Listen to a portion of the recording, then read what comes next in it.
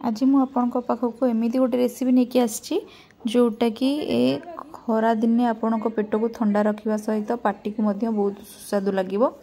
सागु को आम पानी फुटिला परे सागु को पकईदबा। सागु को आप भिजे भी रखिपारती।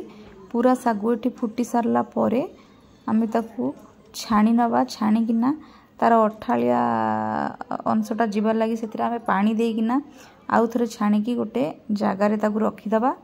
तापरे आउ गोटे पैन गरम करिकिना सेथिरे क्षीर फुटेबा। आपण फुटा क्षीर भी दे पारंती, कंचा क्षीर भी दे पारंती। जेमती कि क्षीर टी मोटा थिबो, मोटा थिले तार टेक्सचरटा टी भल रहिबो। आउ अल्प किछि क्षीर को आमे छाड़ी दबा। सेथिरे आमे कस्टर्ड पाउडर गोलेबा परे क्षीर फुटी सारला परे सेथिरे आमे निज हिसाब रे जेतिकी हमको मीठा दरकार से हिसाब रे आमे चीनी पकईकिना फुटिया को छाड़दबा।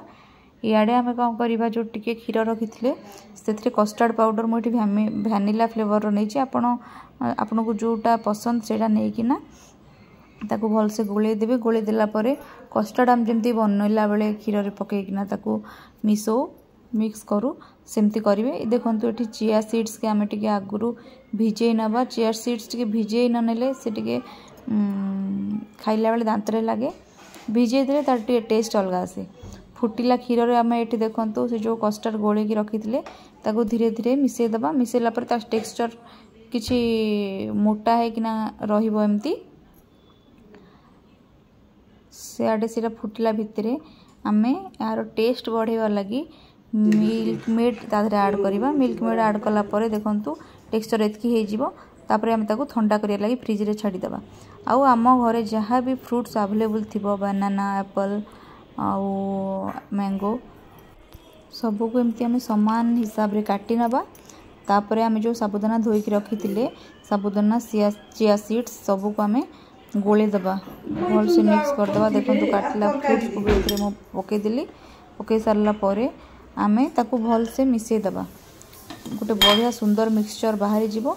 आउ ताकू आमे फ्रिज रे ठंडा करिया लगी किछि समय छाडी देबा।